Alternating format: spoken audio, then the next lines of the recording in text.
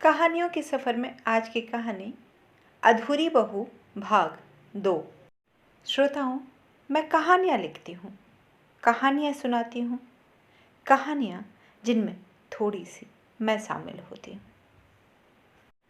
अभी तक आपने सुना कि किस तरह निर्जा सुखद वैवाहिक जीवन के सपने संजोकर ससुराल पहुंची थी, लेकिन सुहागरात वाली रात को ही पति के तथाकथित पागल होने की जानकारी मिली थी। लेकिन निर्जा इस झूठे सच को मानने के लिए तैयार ही नहीं थी और उसने ठान लिया था कि एक बार उस व्यक्ति से मिलेगी जरूर जिसके नाम से ही उसे प्यार हो गया था। अब आगे निर्जा ने हर प्रयास करके देख लिया। कमल तक पहुंचना तो दूर, वह किस कमरे में रहता है यह भी पता नहीं लगा पाई थी। तो उसने अलग योजना बनाई। अगर मैं उन्हें यहाँ से दूर ले जाऊं तो? लेकिन यह संभव कैसे होगा? आईने में खड़ी निर्जा ने आईने के बाहर वाली निर्जा से पूछा। सावित्री ने सत्यवान को यमराज से छीन लिया था, फिर ये अपर्णा? कहते हुए निर्जा ने अपनी ही हथेली पर फूंका, जैसे अपर्णा उसकी हथेली पर खड़ी हो। एक दिन मौका पाकर, भाभी एक बार, बस एक बार मुझे उनसे मिला दीजिए, फिर आपसे कुछ नहीं मांगूंगी भाभी। निर्जा ने याचना भरे शब्द में अपर्णा से कहा। क्या करोगी मिलके? बीमार है, पागल है, देखते ही काटने को दौड़ेगा। बड़ी मुश्किल से संभाल कर रखना पड़ता है। अपर्णा ने स्थिति को नाहक डरावना बनाते हुए कहा। भाभी आप ही सोचिए, क्या करूंगी ये जीवन लेकर? काट खाने दीजिए उन्हें। निर्जा इस बार अपर्णा के सामने आकर खड़ी हो गई। अच्छा, ठीक है, देखती हूँ, स्थिति सामान्य हुई तो बुलाती हूँ। अपर्णा कहती हुई अपने कमरे में जाने लगी। भाभी मुझे माँ के पास जाना था, निर्जा ने पीछे से आवाज़ लगाई।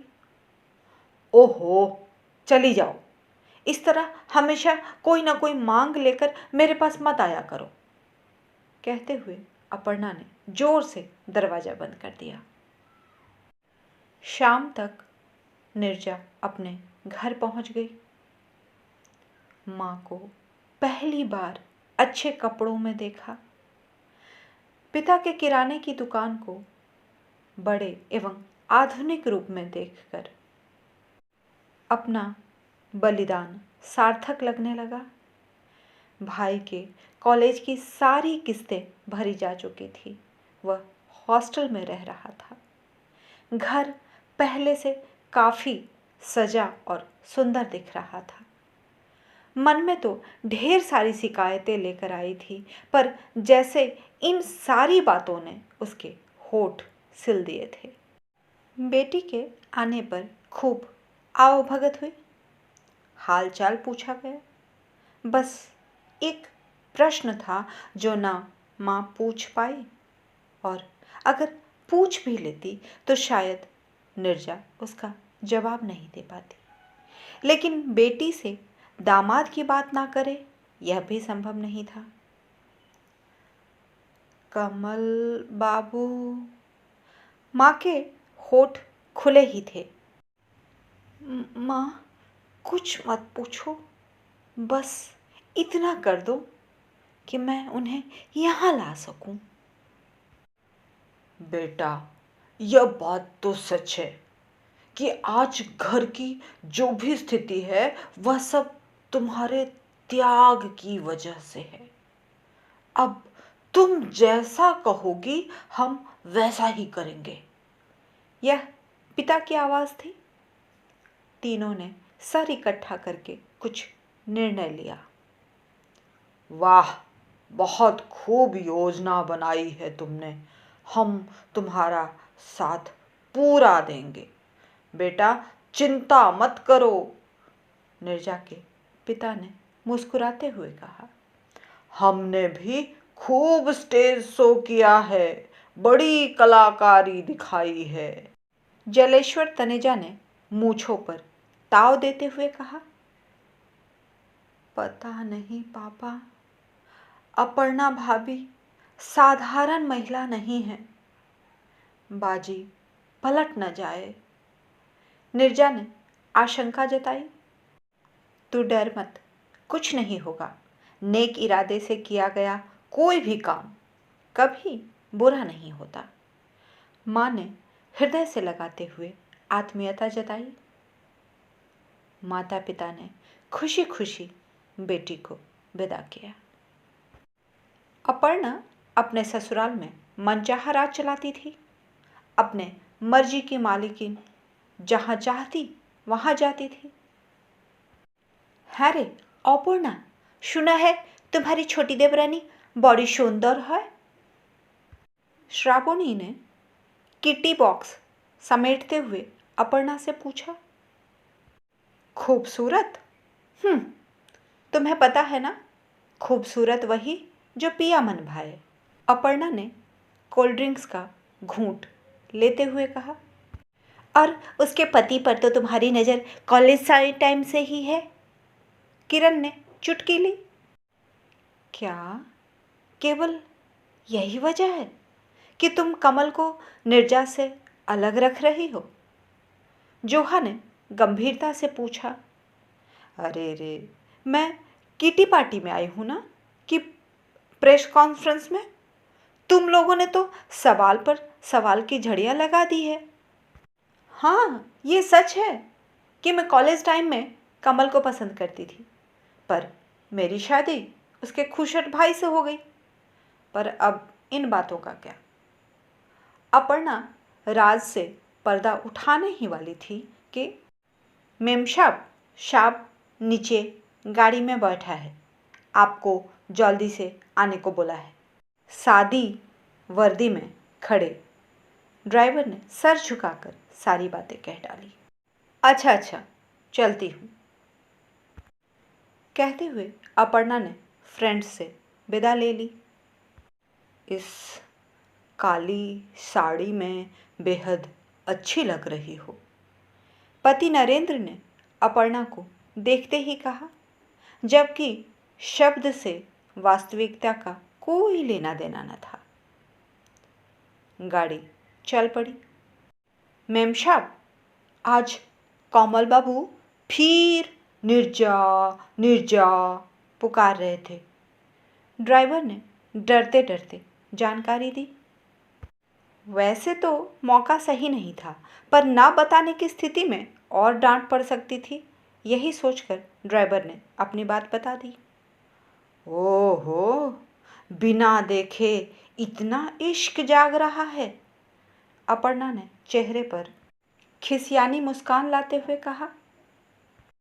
देखा देखा, तुम्हारी ही जिद थी कि कमल की शादी हो जाए, अब लो, अपर्णा ने पति की ओर गुस्से से देखते हुए कहा। उसके बाद का सफ़र सभी ने चुपचाप ही तय किया। करीब 10 दिनों के बाद अपर्णा के पास सूचना आई कि नीरजा के पिता की तबीयत बेहद खराब है। वे अंतिम सांसें ले रहे हैं। बस उनकी सांसें बेटी दामाद को देखने के लिए अटकी हुई है। पहले तो अपर्णा झल्लाई, लेकिन मामला किसी के जीने मरने से जुड़ा था तो वो थोड़ी शांत हुई। ऊपर से यशोदानंद ने भी अपनी सहमति जता दी थी, तो अपर्णा को अपना इरादा बदलना पड़ा। लेकिन उसने अपने सबसे विश्वस्त नौकर गंगूराम को उनके साथ भेजा था। पहले तो अपर्णा ने 100 इंतजाम किए कि कमल को साथ न ले जाया जा सके, लेकिन नीरजा के पिता भी अव्वल दर्जे के कलाकार निकले। मजबूरन अपर्णा को कमल और निर्जा को उनके घर भेजना पड़ा। सुबह के करीब 8 बज रहे थे।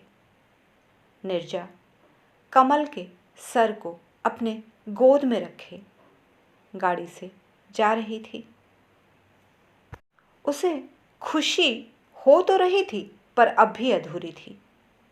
कमल का गोरा चेहरा, चौड़ा ललाट, घनी मूछें, हल्की दाढ़ी जिसे वो अपलक निहार रही थी और मंद मंद मुस्कुराए जा रही थी।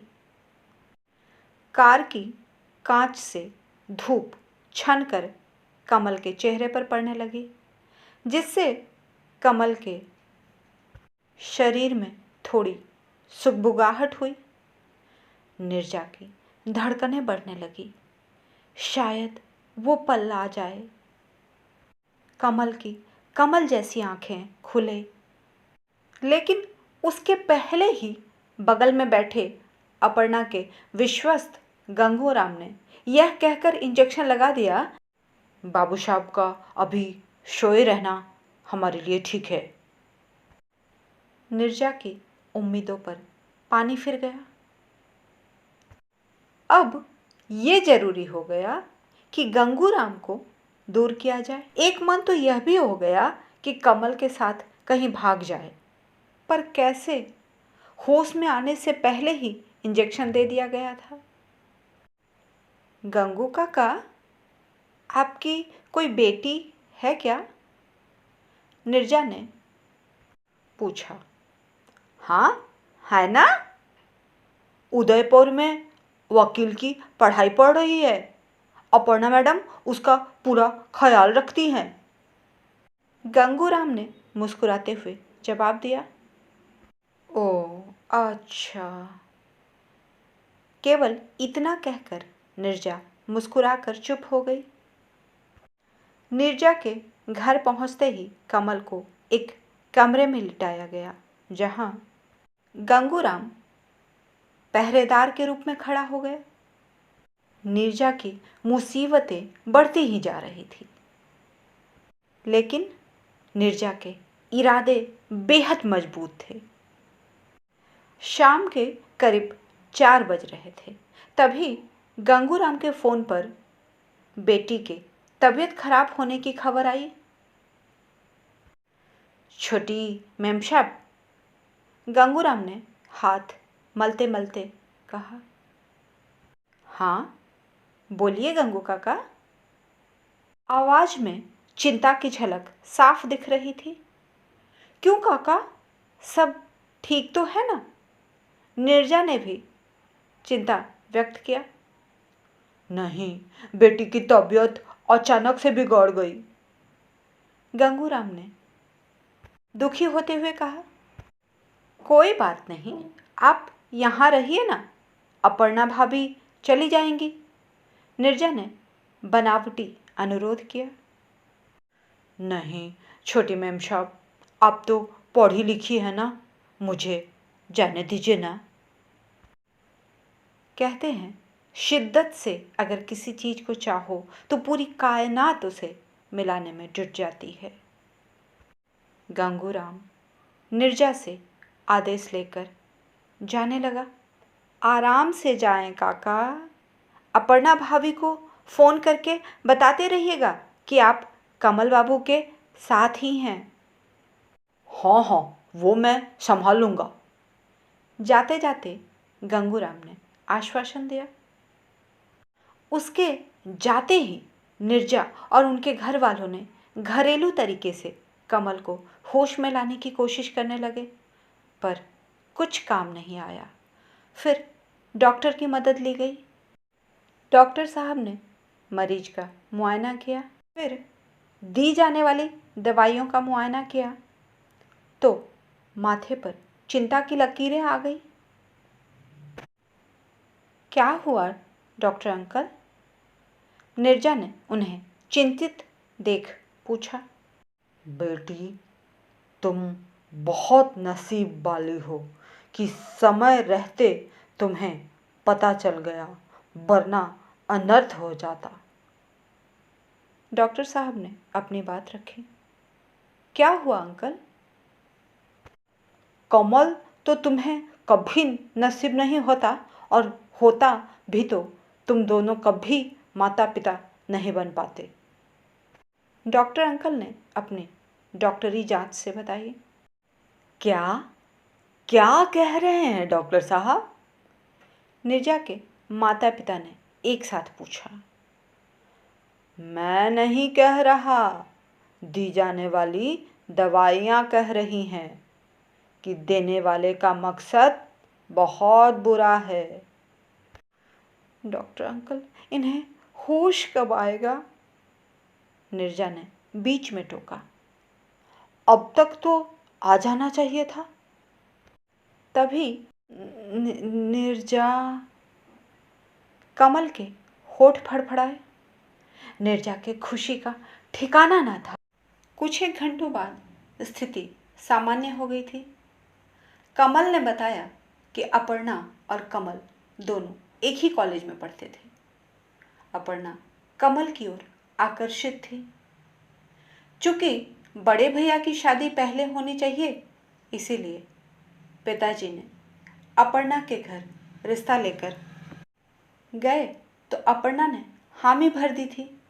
बाद में जब उसे पता चला कि उसकी शादी कमल से नहीं नरेंद्र से हो रही थी, तब तक कार्ड बढ़ चुके थे और उसी का बदला लेने के लिए उन्होंने ये सब किया था।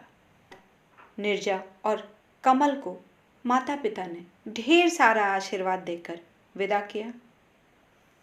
जैसे ही दोनों ने ससुराल में प्रवेश किया, वैसे ही कमल को देखते ही अपर्णा का गुस्सा 7वें आसमान को छूने लगा। गुस्से में गंगूराम को 2 थप्पड़ लगा दिया। उदयपुर जाने वाली राज खुल न जाए, यह सोचकर गंगूराम मार खा गया। अब नीरजा एक पल के लिए भी कमल को अकेला नहीं छोड़ती, और उसके इस बात का ख्याल नरेंद्र भी रखता था और साथ ही साथ ससुर यशोदानंद भी रखने लगे। अपर्णा को नीरजा का कमल का ख्याल रखने की मंशा तो समझ में आई, पर ससुर और पति भी नीरजा का साथ दे रहे थे, यह सब जानकर वो जल भुन गई। इसी गुस्से में सीढ़ियों से नीचे उतर रही थी कि पैर फिसला और सर जमीन से टकराया। नीचे तक आते आते पूरा लहूलुहान हो चुकी थी। कमल और नीरजा मिलकर उसे हॉस्पिटल ले गए। रास्ते भर खून बहता रहा। हॉस्पिटल जाते जाते बहुत सारा खून निकल चुका था। हॉस्पिटल में डॉक्टर साहब ने शरीर में खून की कमी होने की और खून चढ़ाने की बात करने लगे। कमल जी, आप ब्लड बैंक जाइए, मैं तब तक अपना ब्लड टेस्ट करवा लेती हूँ। शायद मैच हो जाए, शायद मैं उनके काम आ जाऊँ। नीरजा ने अपनी जिम्मेदारी समझते हुए कहा। करीब 1 घंटे के बाद नीरजा अपर्णा को खून दे रही थी। दोनों आसपास के बेड पर लेटे हुए थे। थोड़ी देर बाद अपर्णा को होश आ गया था। उसने धीरे से आंखें खोली और नीरजा को बगल वाले बेड पर देखकर उसकी आंखें नम हो गई। हाथ उठाकर जोड़े, जैसे माफी मांग रही हो। स्थिति सामान्य होते होते करीब 15 दिन बीत गए। ठीक 16वें दिन अपर्णा ने उनके कमरे को फूलों से सजाया। देवर देवरानी को कमरे में छोड़ने भी खुद ही गई थी। वर-वधू अपर्णा के चरण स्पर्श करने के लिए झुकने ही वाले थे कि अपर्णा ने दोनों को गले से लगा लिया था। बस इतनी सी थी ये कहानी।